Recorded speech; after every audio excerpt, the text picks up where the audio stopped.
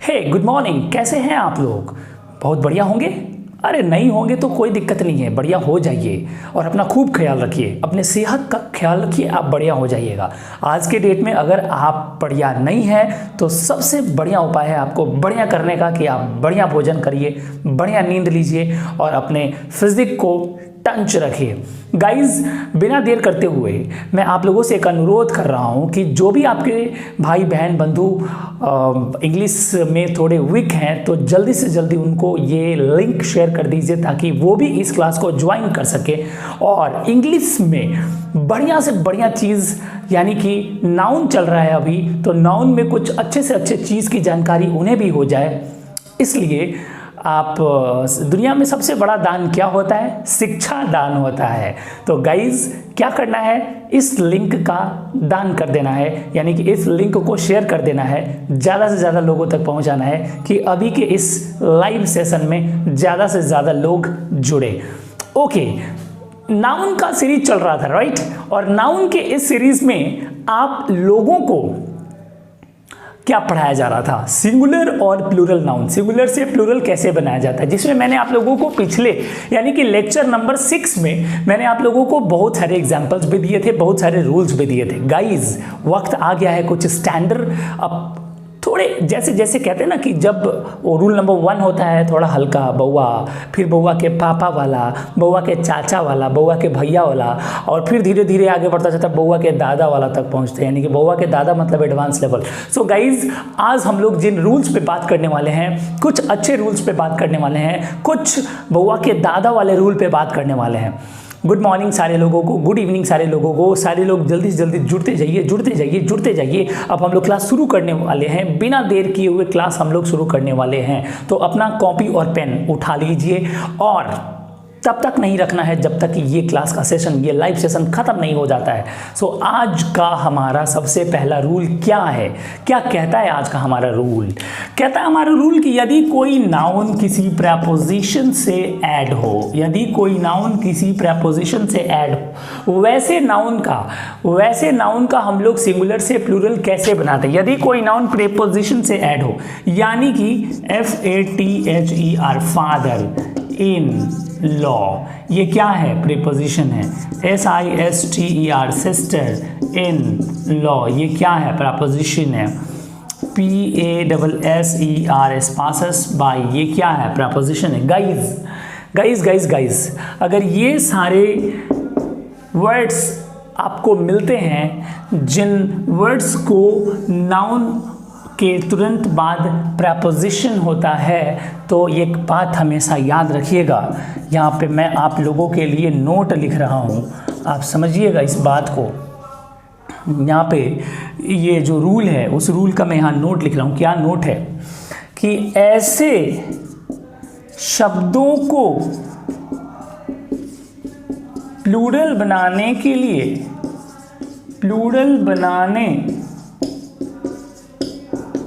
ऐसे शब्दों को प्लूरल बनाने के लिए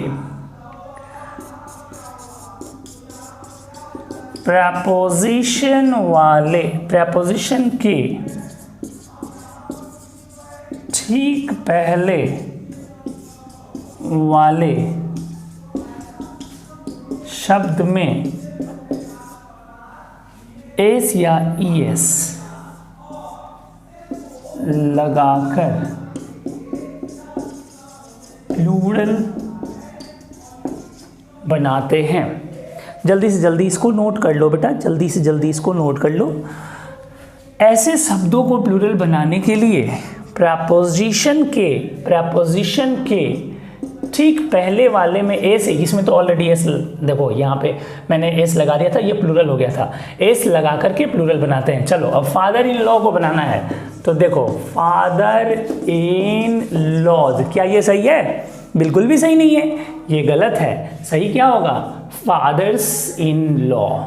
ओके, सिस्टर इन लॉ, सही क्या होगा? Sisters in law.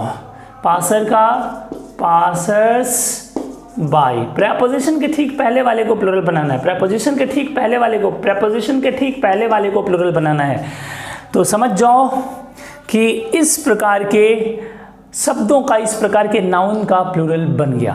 तो जल्दी से जल्दी इसको कॉपी कर लीजिए अपने कॉपी पे, ताकि हम लोग अगले रूल पे चले। डू इट फास्ट, जल्दी कॉपी करो। स्क्रीनशॉट लेना है तो स्क्रीनशॉट ले लो, मैं हट गया हूं। तो चलते हैं हम लोग रूल नंबर नेक्स्ट पर। आइए देखते हैं हम लोग रूल नंबर नेक्स्ट। अगला रूल हम लोग देखते हैं। आपके स्क्रीन पे कुछ वर्ड्स लिखा हुआ है और इन वर्ड्स को एस देख करके कहीं आप ये मत समझ लीजिएगा कि ये क्या है, ये प्लूरल में है। आप इस एस को देख करके आप प्लूरल मत समझ लीजिएगा कि ये एस है तो प्लूरल है। जी नहीं, अगर आप ऐसा सोच रहे हैं तो ये आपकी गलत फहमी है। ये सिंगुलर है, इसको प्लूरल बनाना पड़ता है। कैसे बनाते हैं हम लोग बेटा? ये लैटिन वर्ड है, ये हमारे इंग्लिश के लैटिन वर्ड्स कहे जाते हैं। ये कौन से वर्ड्स हैं? ये लैटिन वर्ड्स हैं। और इन लैटिन वर्ड्स को प्लूरल बनाने के लिए क्या करते हैं, आप जरा ध्यान से देखिएगा।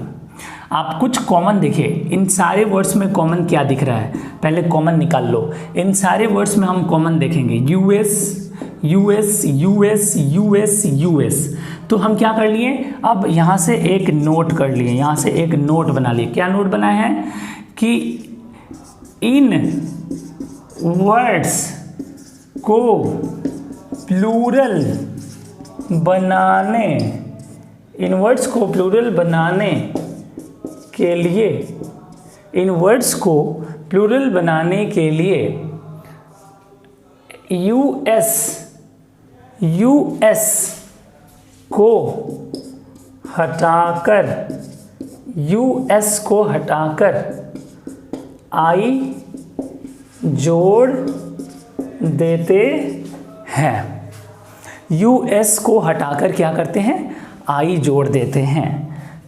अब इनको प्लूरल बनाना है। ये क्या है, सिंगुलर है। अब इनको प्लूरल बनाना है तो FUNG और S है तो क्या कर देंगे, आई कर देंगे। चलो चलो अब तुम लोग बनाओ, कमेंट बॉक्स में इसका जल्दी जल्दी जवाब दो, जल्दी जल्दी जवाब दो कमेंट बॉक्स में। चलो रेडियस का बताओ। बहुत सुंदर, बहुत बढ़िया। RADI, यूएस को हटाएंगे तो क्या हो जाएगा, आई। तो RADII। सिलेबस SYLLAB, यूएस को हटाओगे तो क्या हो जाएगा, आई। सिलेबी। कैक्टस का बताओ, CACT, यूएस को हटाओगे तो क्या आ जाएगा, आई। कैक्टी। फोकस का FOC, यूएस को हटाओगे तो आई हो जाएगा, फॉकी। गाइज ये हमारे लैटिन वर्ड्स हैं। अगर इन लैटिन वर्ड्स के लास्ट में US US US US US अगर दिख गया तो इन यूएस को हटा करके क्या करना होता है, आई लगा देना होता है, ये प्लूरल बन जाता है। तो ऐसा गलती आप लोग ना करें। यूएस देख करके आप इसको प्लूरल ना समझें, बल्कि ये सिंगुलर है और इसका प्लूरल बनाने के लिए यूएस हटा के आई जोड़ते हैं। तो जल्दी से गाइज इसको कॉपी कर लीजिए या स्क्रीनशॉट ले लीजिए। जल्दी, डू इट फास्ट, जल्दी स्क्रीनशॉट ले लीजिए। तो गाइज चलते हैं हम लोग अगले रूल पे। अगला रूल आप देख रहे हैं यहाँ पे BASIS, basis, hypothesis, thesis, axis, crisis, diagnosis. आप कुछ कॉमन निकालिए यहाँ से। कहीं ऐसा तो नहीं कि एस देख करके आप समझ रहे हैं कि ये भी प्लूरल है। अगर ऐसा समझ रहे हैं तो गलत समझ रहे हैं। अगर आप यहाँ एस देख के इसको प्लूरल समझ रहे हैं तो गलत समझ रहे हैं। यहाँ एस लगा है तो ये प्लूरल नहीं बल्कि ये सिंगुलर ही है। गाइज प्लूरल समझने की कोशिश ना करें इसको। अब इसको बनाने के लिए मैं यहाँ पे एक नोट लिखता हूँ। इस सिंगुलर को प्लूरल में कैसे चेंज करेंगे हम लोग, आइए देखते हैं। अब इसमें कॉमन निकालिए। IS common, IS common, IS common, IS common, IS common, IS common. So इस प्रकार के लैटिन वर्ड्स को प्लूरल बनाने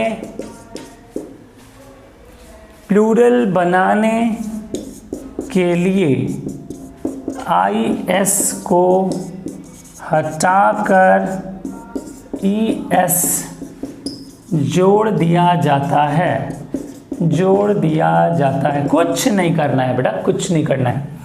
अगर कुछ लैटिन वर्ड्स जिसके लास्ट में IS दिख जाए तो उसको प्लूरल नहीं, उसको पहले तो सिंगुलर समझना और उसको प्लूरल बनाना होगा तो क्या करना, IS को हटा के क्या करना, BAS, IS को हटा के ES जोड़ देना, HYPOTHES, IS को हटा के ES जोड़ देना, थेसिस, THES, IS को हटा के ES जोड़ देना, एक्सिस, AXI, IS को हटा के एक्सेस कर देना, क्राइसिस, CRISES, क्राइसिस कर देना, DIAGNOSES, डायग्नोसिस कर देना। तो ये हो गया हमारा प्लूरल, ये हो गया हमारा सिंगुलर। गाइज ये बहुत ही इंपॉर्टेंट रूल्स हम लोग पढ़ रहे हैं, जो कि बहुत ज़्यादा इंपॉर्टेंट है, आप लोगों के जानकारी में बहुत ज़्यादा काम आने वाला है। तो जल्दी से जल्दी आप इसको कॉपी कर लीजिए या स्क्रीनशॉट ले लीजिए। मैं हट गया, जल्दी स्क्रीनशॉट ले लीजिए आप इसका, ताकि हम लोग नेक्स्ट रूल पे चलते हैं एक नए रूल की ओर। आइए फिर से कुछ लैटिन वर्ड्स को देखते हैं। ये सब हम लोग क्या देख रहे हैं, ये सब हम लोग लैटिन वर्ड्स को देख रहे हैं। ये सब हम लोग क्या देख रहे हैं, ये नॉर्मल वर्ड्स नहीं है, ये लैटिन वर्ड्स हैं। मतलब ये हमारे इंग्लिश के ही वर्ड्स हैं, लेकिन इंग्लिश में लैटिन इंग्लिश वर्ड्स हैं। सो गाइज अब इन वर्ड्स को अगर हम लोगों को प्लूरल में बनाना है तो क्या करेंगे। ज़्यादातर मेडिकल साइंस के ज़्यादातर वर्ड्स लैटिन वर्ड्स होते हैं, ये बात याद रखिएगा आप लोग। इंग्लिश के वर्ड्स थोड़े आसान होते हैं, थोड़े अलग होते हैं, जो हमारे लिटरेचर में मिलते हैं। लेकिन हमारे मेडिकल में जितने भी सारे वर्ड्स हैं, चाहे मैथमेटिकल टर्म्स के, चाहे बायोलॉजिकल टर्म्स के, जितने भी हमारे वर्ड्स होते हैं, लगभग 90% वर्ड्स वो क्या होते हैं, वो लैटिन वर्ड्स होते हैं। गाइज आप देखो, इसमें कुछ कॉमन देखो, UM।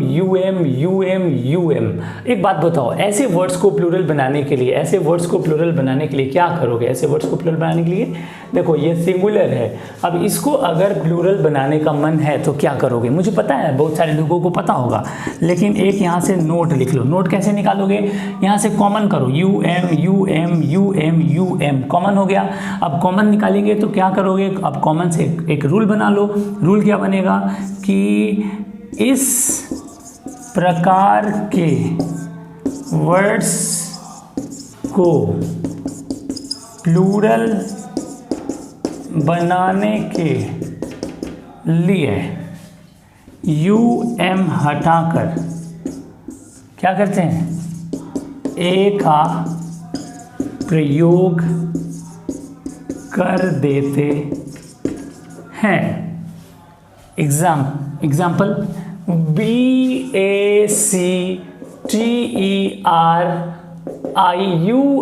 को हटाओ और A कर दो, हो गया क्या, बैक्टीरिया। PENDULUM को हटा के क्या कर दो, A, हो गया क्या, पेंडुला। MEDIUM को हटा के क्या कर दो, A, हो गया क्या, मीडिया। DICTUM को हटा कर दो, A, हो गया क्या, डिक्टा। ये सब क्या हो गया, प्लूरल हो गया। ये सब क्या हो गया, प्लूरल हो गया। और ये सब क्या था, सिंगुलर। तो गाइज आप समझ रहे हो, ये सिंगुलर वर्ड्स हैं और ये प्लूरल वर्ड्स हैं, बात समझ रहे हो।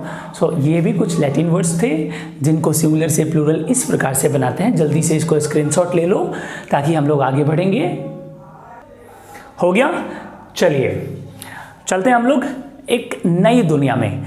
गाइज अब हम लोग एक बड़ा ही बेहतरीन चीज़ पढ़ने वाले हैं। नाउन के बारे में एक बहुत ही बेहतरीन चीज़ क्या पढ़ने वाले हैं। कुछ ऐसे वर्ड्स हैं जो सिंगुलर होते हैं, जिसमें एस या एस लगा करके उसे प्लूरल नहीं बनाया जाता है। बात को समझिएगा मैं क्या कह रहा हूँ। कुछ ऐसे वर्ड्स होते हैं जो सिंगुलर होते हैं, जिसमें एस या एस लगा करके उसे प्लूरल नहीं बनाया जाता है, लेकिन फिर भी उसमें एस या एस लगता है। अब आप सोच रहे होंगे कि जब उसको प्लूरल बनाया नहीं जाता है तो उसमें एस या एस क्यों लगता है। जी हाँ, आपका सोचना सही है। उसमें एस या एस इसलिए लगाया जाता है कि उसका अर्थ बदल जाए, यानी कि जैसे ही उस वर्ड में एस या एस लगाते हैं तो उस वर्ड का अर्थ बिल्कुल बदल जाता है। जैसे WOOD, वुड। वुड का मतलब क्या होता है, लकड़ी होता है।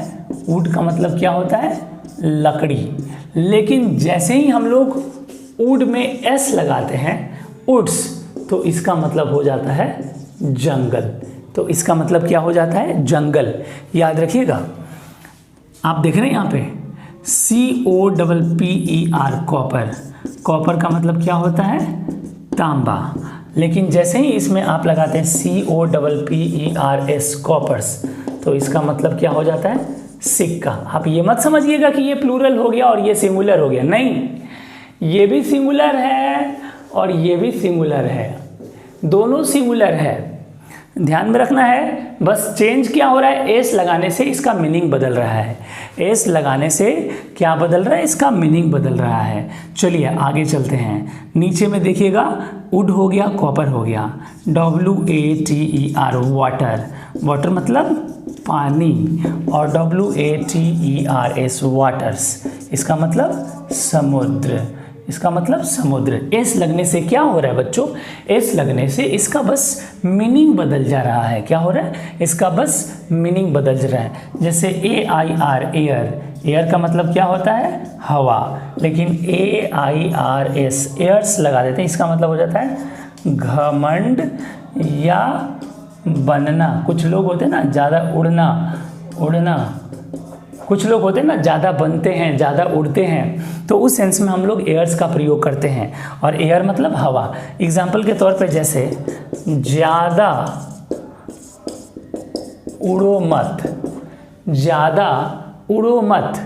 तो अब इस सेंटेंस में हम लोग इस एयर्स का प्रयोग करते हैं। कैसे करते हैं आप ज़रा देखिएगा। Don't put on airs, don't put on airs, ज़्यादा उड़ो मत या ज़्यादा बनो मत। ये दोनों ही सेंटेंसेस का इंग्लिश ट्रांसलेशन यहाँ मैंने बना दिया है। ज़्यादा उड़ो मत, ज़्यादा उड़ो मत, ज़्यादा बनो मत। तो ऐसे सेंटेंसेस के लिए हम लोग इस एयर्स का प्रयोग करते हैं। सो आ गया ना, एयर में एस लग गया तो एक अलग मीनिंग बन गया। और यहाँ पे एयर है, एयर मतलब हवा। तो गाइज कुछ ऐसे वर्ड्स हैं जिनमें एस या एस लगाने से वो प्लूरल नहीं होते हैं, बल्कि उसका मीनिंग चेंज हो जाता है। ये तो बहुत कम है, इसको जल्दी से नोट कर लो, मैं आगे लिस्ट दे रहा हूँ। इसको जल्दी नोट कर लो बेटा, स्क्रीनशॉट ले लो, मैं आगे लिस्ट दे रहा हूँ, जल्दी do it fast. Hello everybody, तो देख रहे हैं आप लोग यहाँ पे क्या देख रहे हैं, यहाँ पे कुछ ऐसे वर्ड्स लिखे हुए हैं जिसके लास्ट में एस नहीं है, और यहाँ पे कुछ ऐसे वर्ड्स लिखे हुए हैं, मतलब यही वर्ड यहाँ लिखा हुआ है लेकिन इसके लास्ट में एस है। यहाँ पे वर्ड है, इसके लास्ट में एस नहीं है, और यहाँ पे वर्ड है और वही वर्ड उसके लास्ट में क्या है, एस है। तो देखिएगा दोनों में डिफरेंसेस क्या है। सैंड, सैंड मतलब बालू, लेकिन जैसे ही इसमें एस लगा ये प्लूरल नहीं हुआ, बल्कि इसका पूरा का पूरा मीनिंग चेंज कर गया मेरे बच्चों। इसका मतलब हो गया रेगिस्तान। नंबर, नंबर का मतलब होता है संख्या, और जैसे ही इसमें एस लगेगा नंबर्स होगा, इसका मतलब हो जाता है पोएम, पोएम मतलब कविता। लैंड, लैंड का मतलब होता है जमीन, और जैसे ही इसमें एस लगता है लैंड्स, लैंड्स का मतलब हो जाता है देश। फिजिक, फिजिक का मतलब होता है दवा, लेकिन जैसे ही उसमें एस लगता है तो हो जाता है फिजिक्स, और फिजिक्स का मतलब होता है भौतिकी। यहाँ देख रहे हैं पेन, पेन का मतलब होता है दर्द, पेन हो रहा है, पेन हो रहा है मतलब दर्द हो रहा है। और यहाँ देख रहे हैं पेन्स, पेन्स का मतलब होता है प्रयास। आपने एक कहावत सुना होगा, नो पेन्स नो गेन्स, बिना दर्द के कुछ हासिल नहीं होता है, बिना दर्द के कुछ भी हासिल नहीं होता है, बिना सेवा के मेवा नहीं मिलता है। सो बिना दर्द के कुछ हासिल नहीं होता है। जब तक यहाँ पे पेन्स का मतलब क्या दर्द होगा, क्या दर्द होगा, नहीं, यहाँ पे पेन्स का मतलब दर्द नहीं होगा, क्योंकि पेन नहीं है, पेन्स है, और यहाँ पेन्स का मतलब क्या होगा, प्रयास। तो नो पेन्स नो गेन्स मतलब जब तक प्रयास नहीं करोगे तब तक कुछ भी हासिल नहीं होने वाला है। सो बिना प्रयास के कुछ भी हासिल नहीं होने वाला है। नो पेन्स नो गेन्स, तो यहाँ पेन्स का मतलब क्या होता है, प्रयास होता है, दर्द नहीं होता है। मैनर, मैनर का मतलब होता है तरीका, और मैनर्स एस लग गया मैनर्स, तो उसका मतलब क्या हो गया, व्यवहार। एडवाइस, एडवाइस मतलब होता है सलाह, और एडवाइसेस का मतलब होता है सूचना, इंफॉर्मेशन। कलर, कलर का मतलब क्या होता है, रंग, और कलर्स का मतलब क्या होता है, झंडा। फ्रूट, फ्रूट का मतलब होता है फल, और फ्रूट्स का मतलब होता है परिणाम, जिसको हम लोग रिजल्ट बोलते हैं। ग्राउंड मतलब होता है धरती, और ग्राउंड्स का मतलब होता है कारण। जैसे कोई पुलिस अगर पकड़ के ले जा रहा है तो आप उसको बोल सकते हैं कि किस ग्राउंड्स पे आप मुझे पकड़ के ले जा रहे हैं, मतलब किस कारण से आप मुझे यहाँ से पकड़ के जेल ले जा रहे हैं, तो वहाँ पे होता है ग्राउंड्स। ग्राउंड्स का मतलब क्या होता है, कारण। जल्दी से इसको स्क्रीनशॉट कर लो, याद करना होगा आपको, मैं अगली क्लास में पूछूंगा, जल्दी स्क्रीनशॉट ले लो, नोट करना है।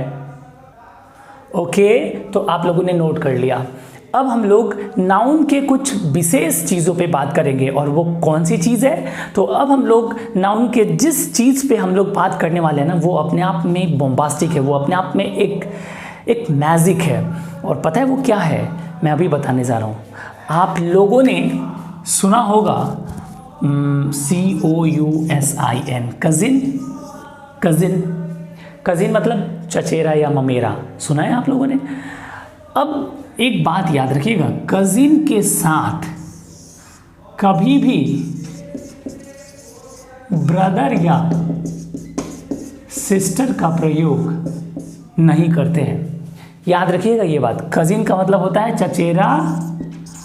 चचेरा या ममेरा, भाई या बहन। अब कज़िन के साथ हम लोग कभी भी भूल करके भी ब्रदर या सिस्टर का प्रयोग नहीं करते हैं। Example, he is my COUSIN cousin brother, he is my cousin brother. ये गलत है, ये सही नहीं है।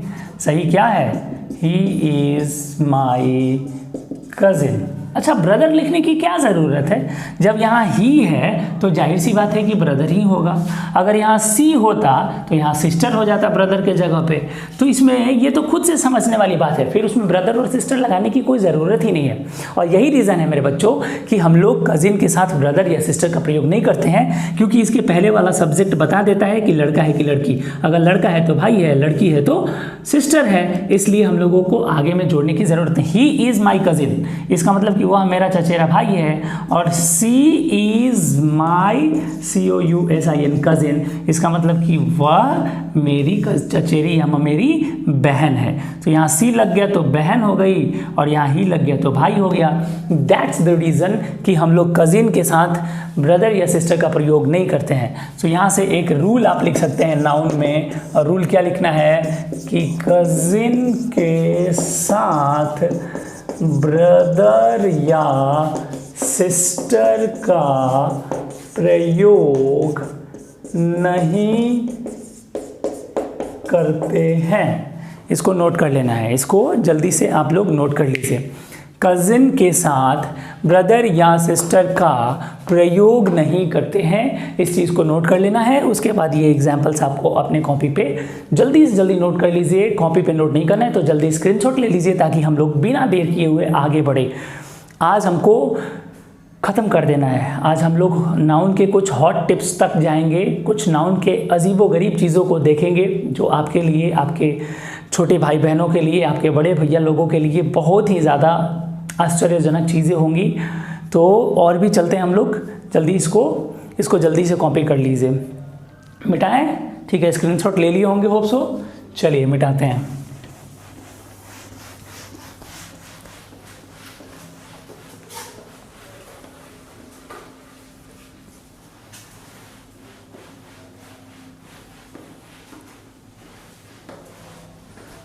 चलिए, अब मैं आपको बता रहा हूँ, एक वर्ड है जो नाउन है। क्या है? नाउन है। वो वर्ड क्या है? एक वर्ड यहाँ लिखूँगा, वो वर्ड क्या है? नाउन है। और उस वर्ड के दो मीनिंग होंगे। कितना मीनिंग होगा? दो मीनिंग होगा। उसी वर्ड का दो मीनिंग होगा। बात को समझिएगा हम क्या कह रहे हैं।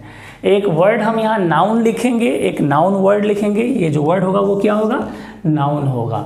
और इसी वर्ड का दो मीनिंग होगा, और दोनों का प्रयोग अलग अलग होगा। दोनों का प्रयोग अलग अलग होगा। यूजेस कैसा होंगे? डिफरेंट होंगे। गाइज समझिएगा बात को समझना है। एक नाउन लिखेंगे, इसके दो मीनिंग होंगे, इसी नाउन के दो मीनिंग होंगे, और दोनों के यूजेस अलग अलग होंगे, डिफरेंट यूजेस होंगे। तो देखना चाहते हैं आप लोग?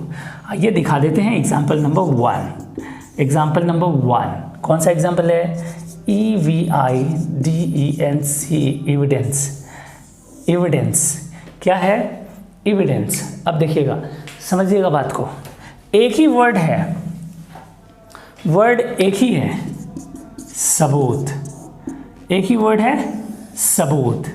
लेकिन यहाँ से इसका दो मीनिंग निकलता है। कौन कौन सा? एक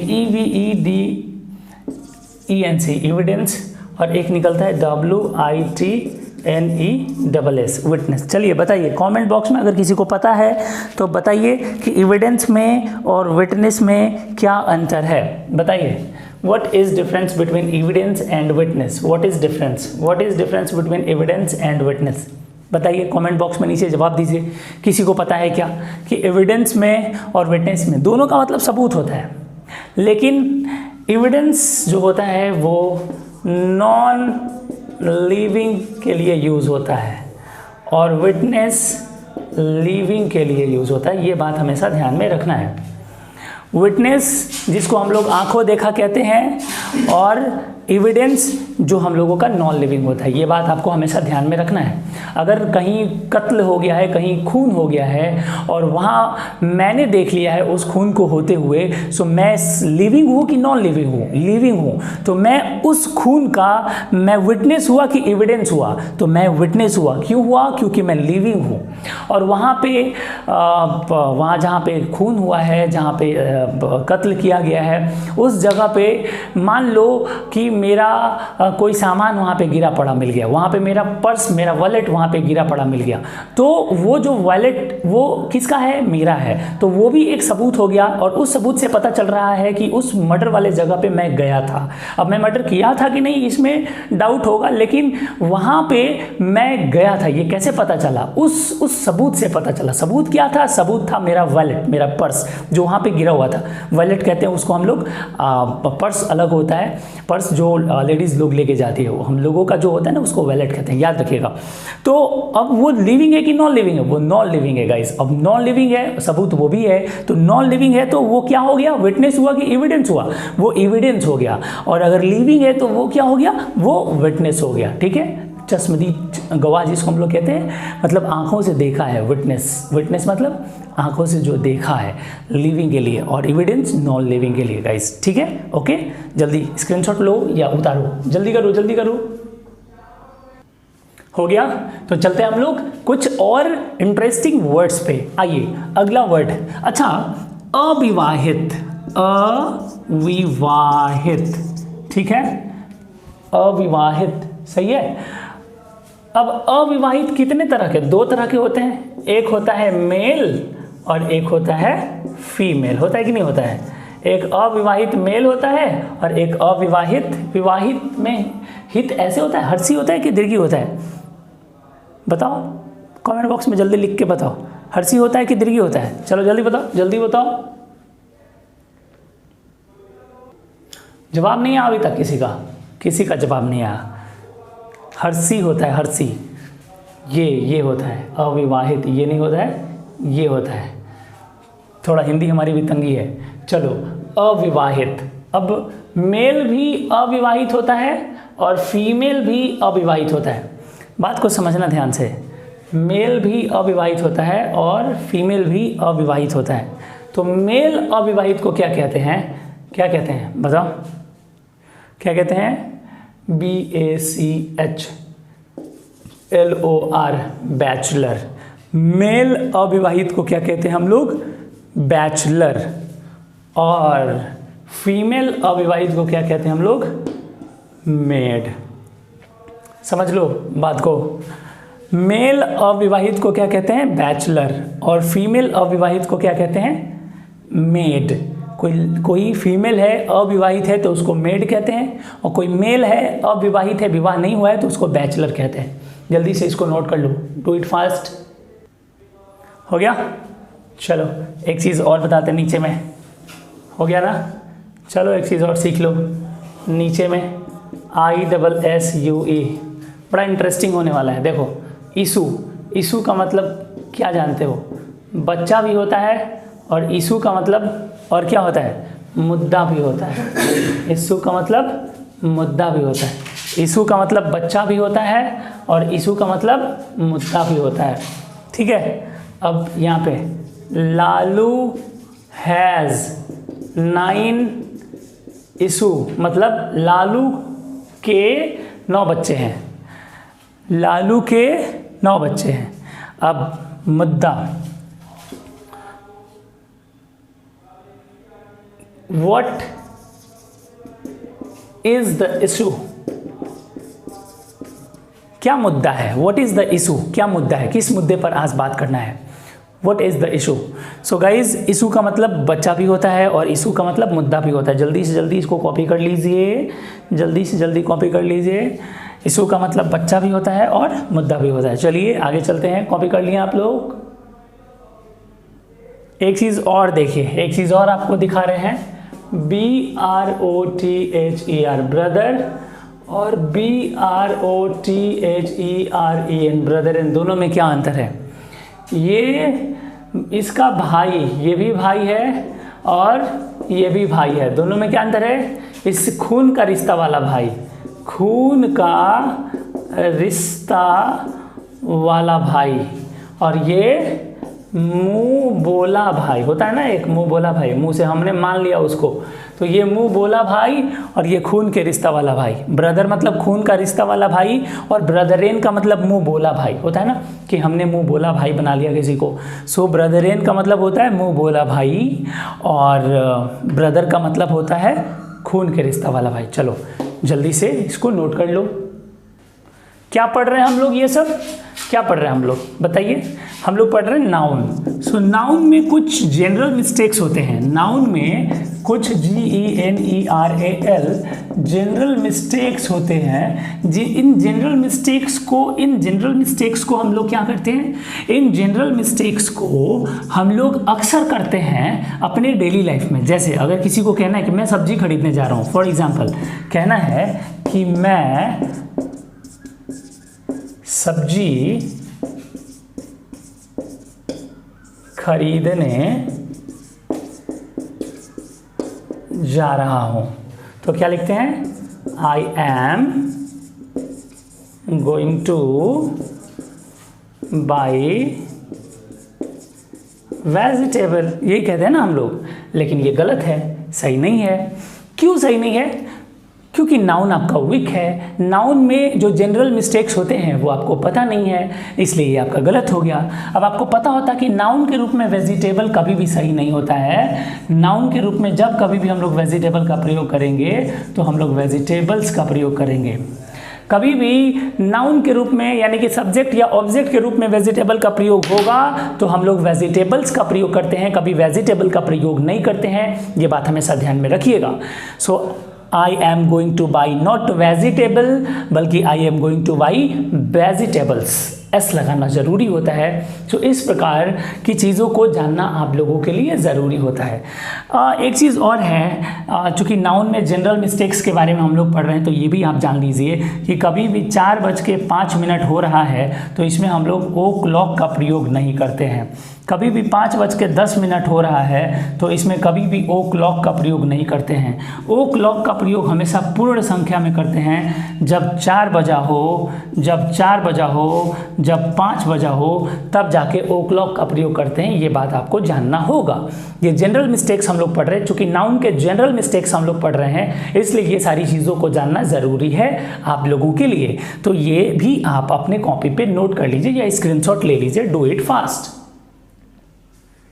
हो गया, चलिए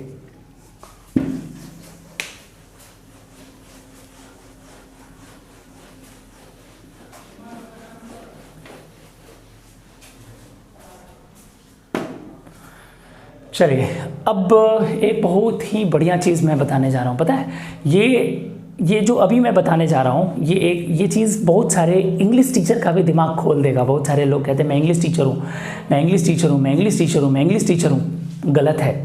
आप कभी नहीं कह सकते हैं कि मैं इंग्लिश टीचर हूँ, क्योंकि आप इंग्लैंड में पैदा नहीं हुए हैं, और जब आप इंग्लैंड में पैदा नहीं हुए हैं तो आप इंग्लिश टीचर नहीं हैं। इंग्लिश टीचर नहीं कह सकते हम लोग। क्या कहेंगे फिर हम लोग?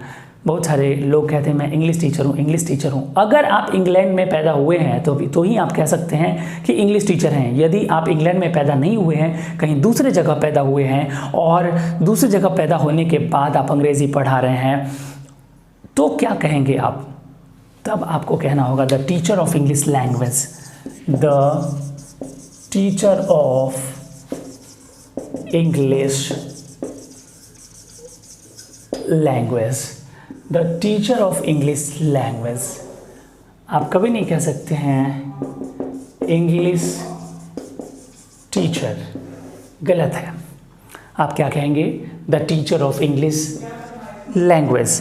सही है, the teacher of English language, not English teacher. Okay guys, okay. चलिए, ये चीज़ आपको, ये छोटी छोटी चीज़ें हैं जो नाउन से रिलेटेड हैं, जो आप लोगों को जानना बहुत ज़रूरी है। इसलिए चूँकि नाउन बेसिक चीज़ मैं आप लोगों को पढ़ा रहा था, तो मैंने सोचा कि बहुत सारी ऐसी जानकारियां हैं जो आप लोगों को नहीं पता होता है, सो मैं आप लोगों को बता दूं, आप लोगों तक पहुंचा दूं। सो इस प्रकार की जानकारियां आप लोग अपने अपने फेयर पे ज़रूर कर लीजिएगा। जो भी आज का क्लास किया है आप लोगों ने, ज़रूर से ज़रूर आप लोग फेयर पे ये सारे के सारे चीज़ें आप नोट कर लीजिएगा। Thank you very much guys. फिर मिलते हैं हम लोग अगली क्लास में कुछ नए टॉपिक्स के साथ। नेक्स्ट क्लास में जब हम लोग मिलेंगे तो एक नया टॉपिक मैं आप लोगों के लिए लेकर के आऊँगा, लेकिन ये आप लोगों के लिए सरप्राइज़ है। जब मैं नए क्लास में आऊँगा तभी मैं आप लोगों के लिए नया टॉपिक बताऊँगा कि कौन सा टॉपिक स्टार्ट होने वाला है। लेकिन हाँ, जो भी टॉपिक स्टार्ट होने वाला है, बहुत ही ज़बरदस्त टॉपिक स्टार्ट होने वाला है, बहुत ज़बरदस्त, और आपके बेसिक से ही रिलेटेड होगा, क्योंकि अभी शुरू आप लोगों का 11 का क्लास अभी स्टार्ट हुआ है। ये चीज़ें जो मैंने आज आप लोगों को बताया, ये भी काफ़ी बेसिक से बेसिक चीज़ें मैंने आप लोगों को बताया है। ये जानकारी होना बहुत ज़्यादा ज़रूरी है। अक्सर लोग गलतियाँ कर बैठते हैं ऐसी चीज़ों में, जो भी आज मैंने आप लोगों को बताया है। ये सब एक टाइप का जनरल नॉलेज भी है और एक अच्छी जानकारी भी है जो आप लोगों को जानना चाहिए। तो ये सारी बेसिक चीज़ें थी जो मैंने आप लोगों को दे दिया। Thank you very much. इजाज़त दीजिए, अब हम लोग फिर मिलेंगे अगली क्लास में कल। Thank you.